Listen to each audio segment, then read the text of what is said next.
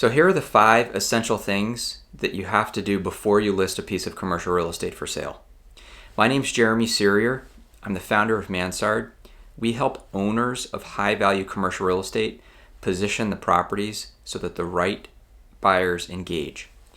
Now, number 1 is understanding your target. A lot of times when you go to put a piece of property on the market, you're just assuming that there are going to be a bunch of buyers for your property. But in fact, you're only looking for one, and that's the right buyer who's going to pay the right price. So the profile of that buyer needs to be well defined and understood, and that profile needs to coincide with what market trends look like. Now, sometimes that buyer might be your neighbor. Sometimes that buyer might be a user occupier, so that's like a business owner that needs the facility for their company to accommodate an expansion. Or it may just be an investor, and those investors come in all shapes and sizes and different levels of capital and different types of capital. So understanding the nature of the buyer and the demand that the buyer has in the market is critical for defining that profile so that you can craft your offering correctly. Now, the second thing, when you go to price the property, you can ask for any price you want. And what we've seen over the past couple years is the market's gone through a repricing exercise due to higher interest rates and competition in the bond market for income-focused capital. What we're seeing is sellers tend to have more of a rear view mirror perspective of where property prices were. And look, they peaked in May of 2022, and they've gone through a repricing. We're now in 2025, and we're seeing stabilization of pricing in the market. But understanding the prevailing pricing, understanding how buyers are underwriting, understanding how lenders are underwriting, understanding how appraisers are valuing, those are all key and critical components to pricing your property accurately, not just so you can get the number that you want, but actually really get a number. Okay, number 3. Third thing we look at is preparing the property for sale. So this goes back to really figuring out, how do I best present the asset? Most of the time what you want to do is make sure that you've addressed any necessary repairs that the property needs. You've cleaned it up. You possibly have demoed out space that needs to be gotten rid of. So for example, you might have 3rd generation office that just doesn't belong in the space anymore.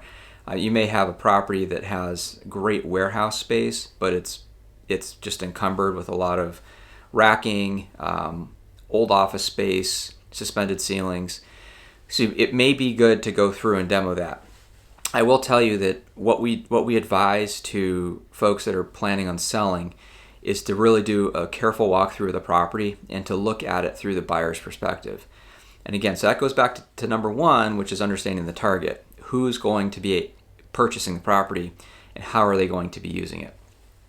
Okay, 4th thing, information. It is very difficult to put a piece of commercial real estate on the market and have virtually no information on the property. So what I mean by that is you should have gathered your profit and loss statements for the past several years. You should have your environmental report from when you purchased the property or refinanced it most recently. Information about your title is very helpful. Any liens or encumbrances on the property, easements, having that information handy. A history of capital expenditures that you've undertaken with the property. So what I mean by that, did you replace the roof? Have you replaced window systems? Have you replaced the parking lot? If so, how much did you spend and when was that done?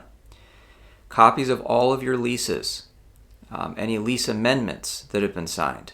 So these are all necessary pieces of information that buyers are going to ask for.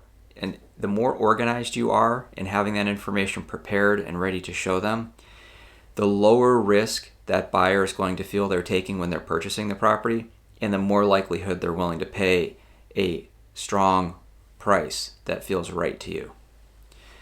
And the last thing is marketing. So it's really important to leverage a multi-channel marketing strategy. Now, sometimes you may not want anyone to know that your property is for sale. You may call a broker and say, hey, look, I want to sell, but you can't tell anybody, but bring me a buyer. It's very difficult to do that. And when your expectation is to achieve a market or higher than market price, it's really important to use all the tools that are available for making sure that your property has the highest amount of visibility to reach that pool of target buyers. And so that means publishing it online. It means possibly putting a sign out.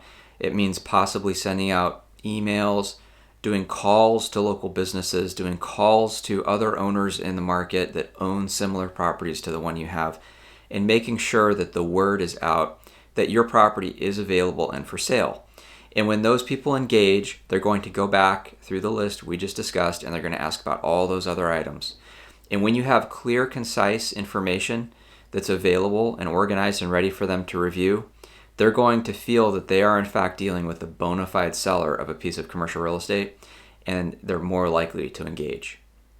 So if you're interested in talking about your specific property and how to best position it so the right buyers engage, visit our website, www.mansardcre.com. You can request a consultation. We can have a 10-15 minute phone call. Love to learn more about what you're looking to accomplish and how we might be able to help you make the right real estate decision. Thank you.